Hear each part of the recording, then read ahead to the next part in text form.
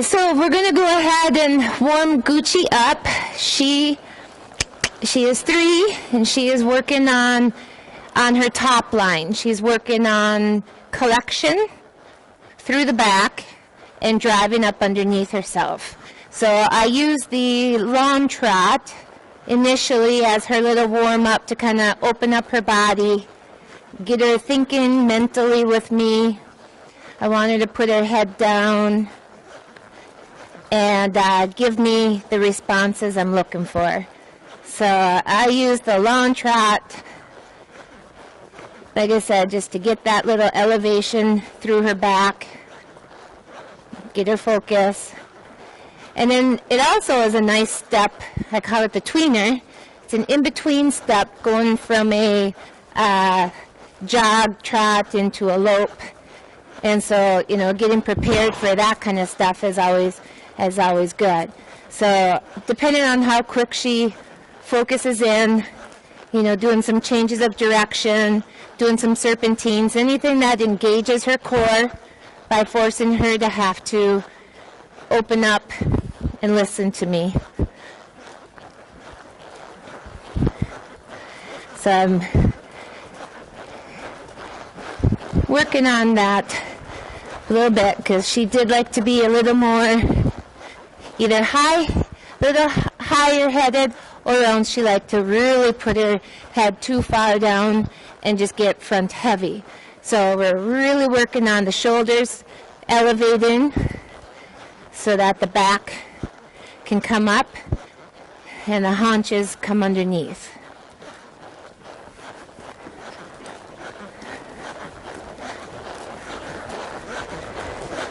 Now as you go on the lawn, what I try to do is I want her shoulders to follow, so I'll initially lay my neck rein on her.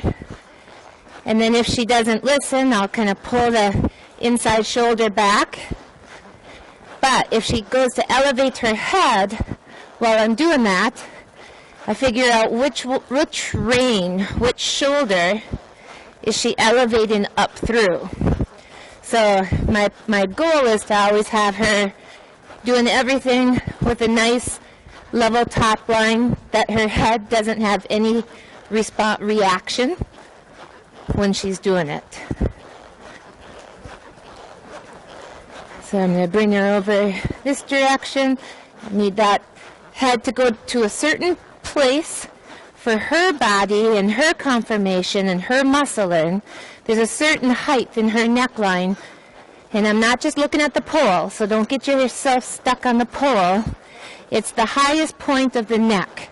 So wherever the highest point of the neck, that's what controls the collection or the lift in her back. So I make sure that the highest point of her neck, because some of these guys are really good at avoiding bit contact and filling it out. So my job is to encourage her to drop that and release it all the way so that she takes full connection to my hand. I want to know that if I pick up, her neck and body are all lined up well enough that her neck can be guided and soft and not give any reactions.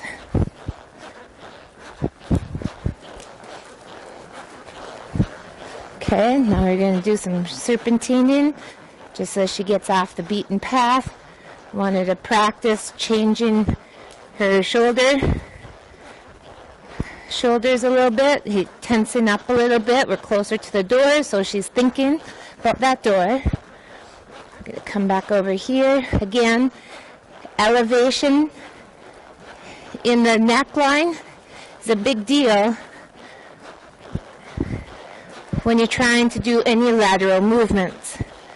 So, and keep in mind, you can't copycat the height of my horse's neck and say, oh, this is exactly how where my horse needs to go. That may or may not be the case. You can try it, but there is a point where that horse's back elevates for them. correctly at a certain height, then you have to find that according to your horse. Okay, now we're going to change the direction here. She wants to take charge. So I have to let her know this is not her decision making, this is my decision making. Now, while I'm going for connection, you know when you've gotten connected, when you can start riding with your reins pushing forward. So yes, I will do a correction where I come back to where I need to get contact, but I'm looking for her to connect with me so I can throw forward, and then I try to lay my reins against her neck and or use my legs together to try to encourage her to stay connected to me and not elevate.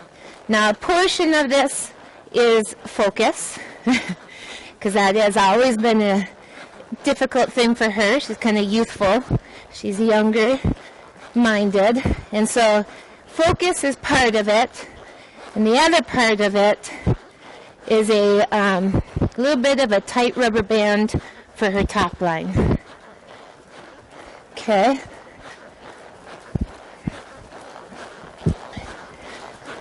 Now we're going to go ahead and ask her, warm her up in the canter here. We're working on staying connected in her departures, because we also are looking to try to, we're working on our transitions that we're going to use for our lead changes. So she likes to drop this right shoulder a bit, so I have to pull it back underneath her. There it went. Keeping a nice consistent stride. Nope. I'm glad that you came down, but you need to stay with me. Get to push away. Now she's rushing, so she's losing connection with me. Her head's elevating there. I'm going to push it away. Now she's starting to elevate. Lost my connection. She started to rush. Not. Give that to me. Push it away. Starting to lose her balance, elevate, and I just keep on, oops, careful when you come back in. Now you can see some pretty big movements from me, but that's because I'm coming in very soft. My motions are like a violin.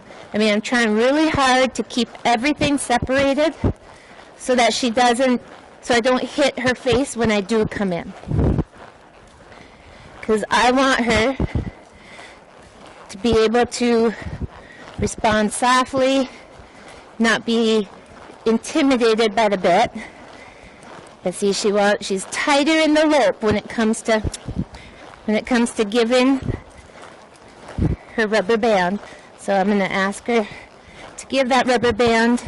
But notice I come in, don't stay in very long. As soon as she starts to fuss, I kind of get out and come back in.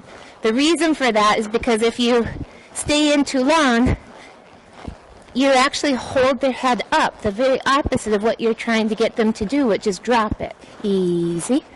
And I bring her down through a little bit of a shoulder floor or a little bit of a leg yield, because I want her to start getting used to coming down soft through her core and utilizing her hindquarters. Okay? So then we're going to change direction here. Warm up her other side.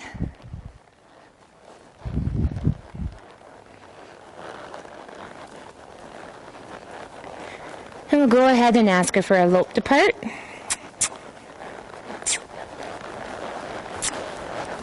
She wants to go down to the barn or down to the door. So a little bit of a sassy departure. I'm going to encourage her to drop her pull. But stay with me. There you go. Drop the pull. And you know, one thing you want to do is you want to ask them, give them a chance. Ask them and give them a chance. Because the horses She's getting around me, so I'm going to push her over. The horse's best responses come on the release. A lot of people hold on and wait. And there's a certain point where you can incorporate that. But initially, you may, especially on a more sensitive horse that doesn't like bit contact, you may have to kind of get out before you get what you want and just come back in. Because they're not always able to give what you're looking for right away.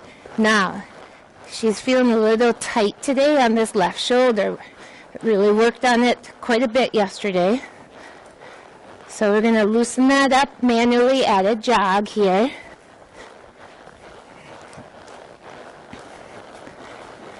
Encourage that.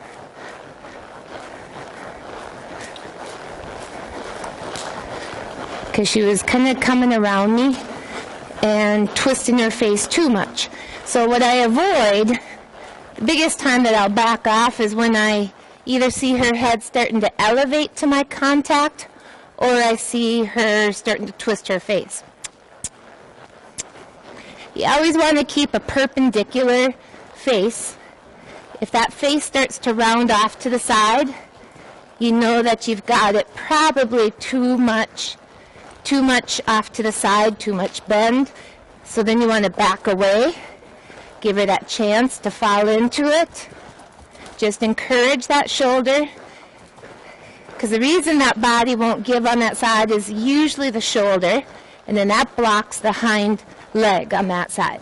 So if that inside shoulder drops, what ends up happening is it prevents the inside hock from driving up underneath. Now she's being a little bit sassy about bringing that leg up underneath, so I'm going to do a few transitions, easy, that involve breaking down to a trot first. We're going to do a little shifting over, the little leg yield,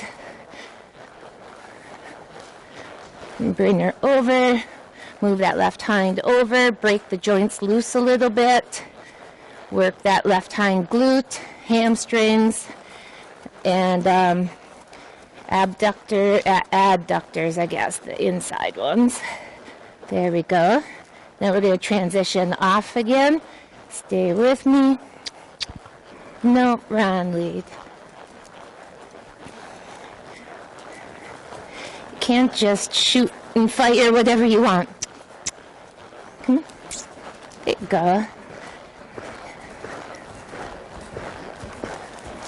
So I'm only doing just enough length of time on that left rein to break that left shoulder.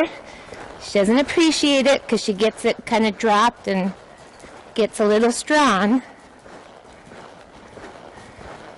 But when she releases it, she can come up underneath. Okay, easy. I'm going to flex her down. Bring her around. Push her laterally a little bit. Now it doesn't take a lot of bend here. More important to have the tummy flexion than to have the neck bend in. Okay, that's some work for her. So I'm going to bring her around some more. Activate that left hind. She'd rather lope. That's a little bit of an avoidance.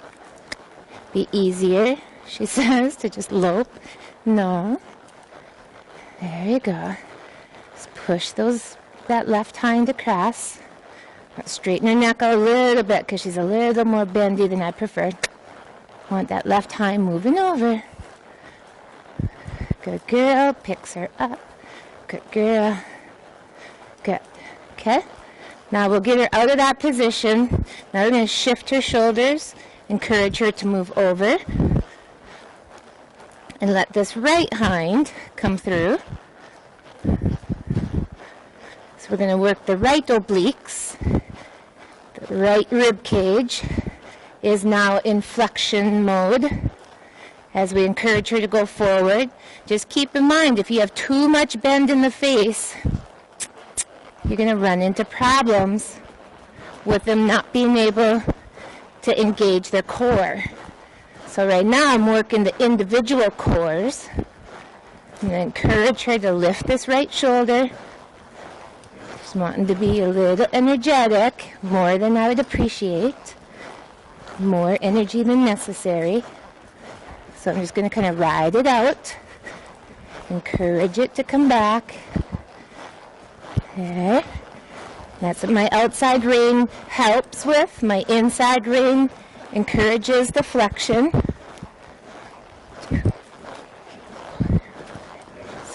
Good girl. Want her to rate herself. Easy. Easy. Bring her down with a little bit of a flexion. Good girl. Incorporate the right hind up underneath you. Good. Now what I'm going to do here is I'm going to start encouraging with a little bit of a,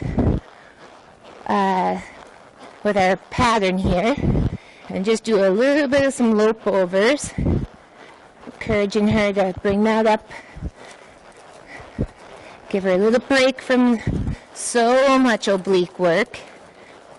Encouraging her to take advantage of that little, if you want to say, rest time. Don't suck on me. Don't bite my bit. Good. Okay. Gonna encourage her. Oh, that was my bad. We'll just go over here. Yeah. So we'll just take this route with it. That wasn't intentional, but I'm going to take it while I can. So I don't want her to get upset with little mistakes. So we're just going to work on this left lead a little bit. She wants to lean with this left lead. So I need her to bring that left shoulder back. There we go. Bring it back. Good.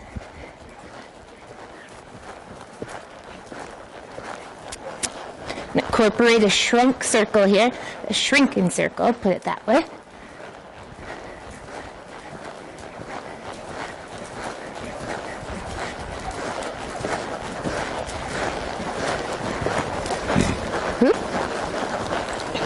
Okay, so we have played with our lead changes, so she's starting to throw those in there a little bit as I encourage her to try to come around. Timing of her stride, shortening her stride is a little bit of a interesting thing for her, because she does like to stretch out a little too much with those front shoulders. Okay. So now I'm going to come in just a little tighter here and be a little bit more directing. Okay, that was my bad. We'll realign her again. I can acknowledge when I do it wrong. She hasn't gotten to the point where she kind of covers for me very well yet.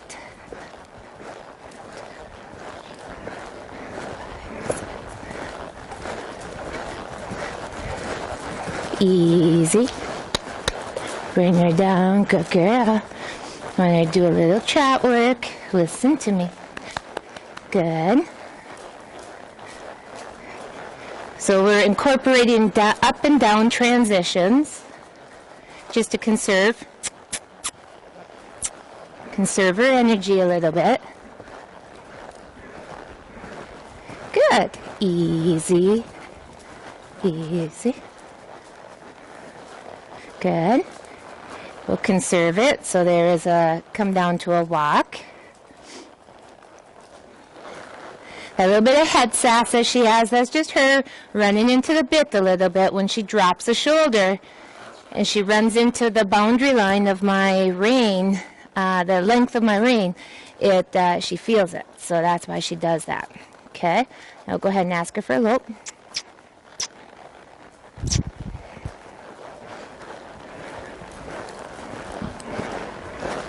Good. Easy, easy. Bring her down. Ask her to Settle it down there.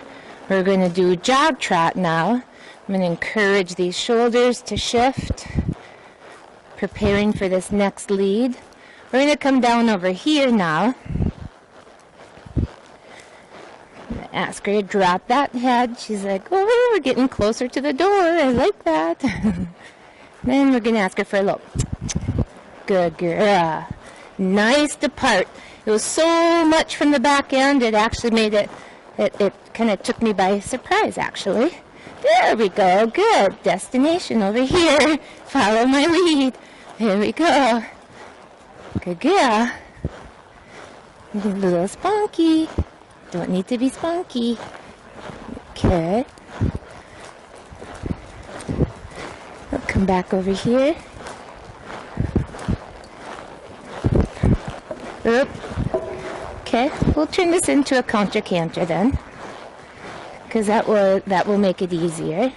So the counter canter will encourage her to get onto my lead a little bit, onto my outside rein a little bit. Wanted to lower it down. She's being a little stiff on that left shoulder again.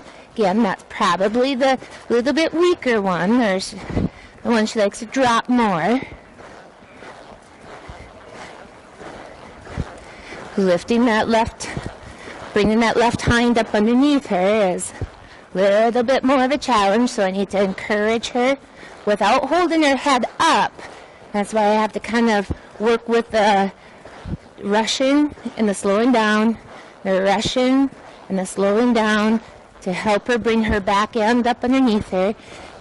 Easy. Do that and to lope. Good girl. Girl. Her front end and back have always been easy, easy. Her more difficult things to want to adjust and change. We'll go over this log here.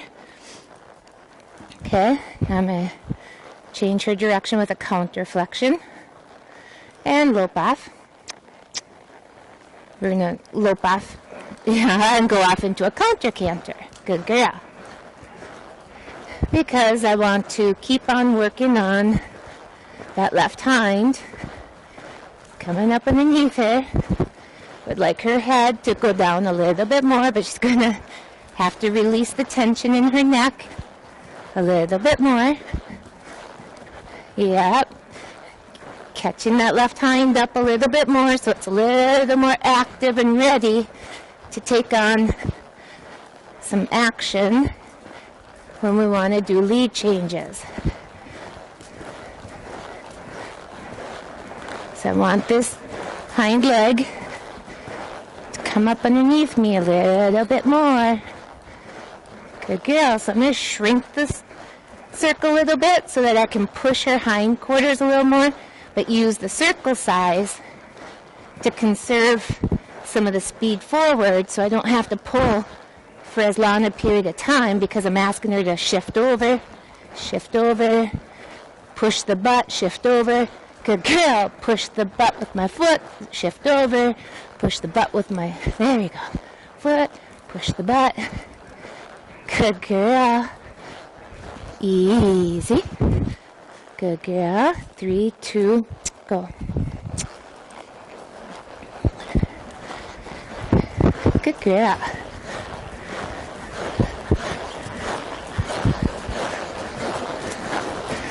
So encourage her to give on her shoulder a little bit more. I know it looks like I'm asking for the face. I'm actually asking for the shoulder, whatever shoulder's on the inside. I'm asking for it to release, which is why I don't hold it very long, because I don't want it to become about, I don't want it to become about the face, which is what it will become about if I overhold it and just pull too long with the face. So I'm going to shrink the circle just to practice.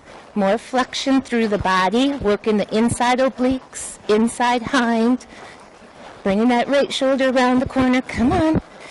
Okay. It's like, oh, yeah. Cross buns. Okay. And that's okay. We're going to just kind of let her relax down into it a little bit. So she's trying very hard.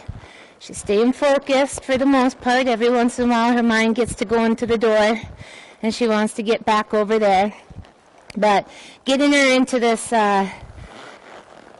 mode where I can push her around, driving her forward without her adding speed to it, is by getting the shoulders to elevate. And the best way I can do is you elevate them kind of individually for a while, which is where some of your lateral flexions come in. Now, lateral flexion means that face still has to be totally square. It has to be perpendicular to the ground. As soon as that horse starts to twist its face and bend its jaw, all he's doing is flapping his weight to the other shoulder, and that does not engage the oblique muscle on the side that you were trying to flex.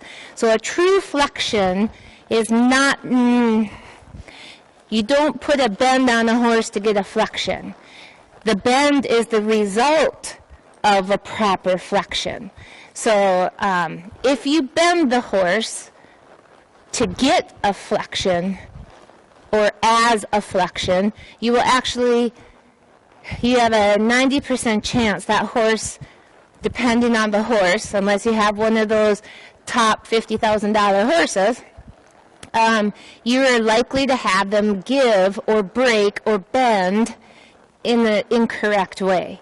So that is why you always want to make sure that your pulling time, the length of time you pull and how hard you pull, is all dictated by how long she holds the connection with your hand before she starts to twist her face and twist her jaw. We don't want that to happen yet. Well, at all, ever. All that does is if her head starts to flap, so do her shoulders. So that means that she avoids flexing on this inside and lifting these oblique muscles, lifting this shoulder up by raising it back up towards your thigh, and then the inside hind has a space to go. Otherwise, when this inside shoulder is dropped too far, when it drops too low, it also drops the rib cage. When the rib cage is in the way, the stifle can't get underneath there. So you're going to have more boinginess behind, or you're going to have a troper that kind of leaves its back end behind. You're going to have one of either, depending on what you're doing to torture the front end to stay slow. So it really depends. What you make your horse look like is all dictated by what you're doing with their rib cage and shoulders, so, and how you're applying your pressures.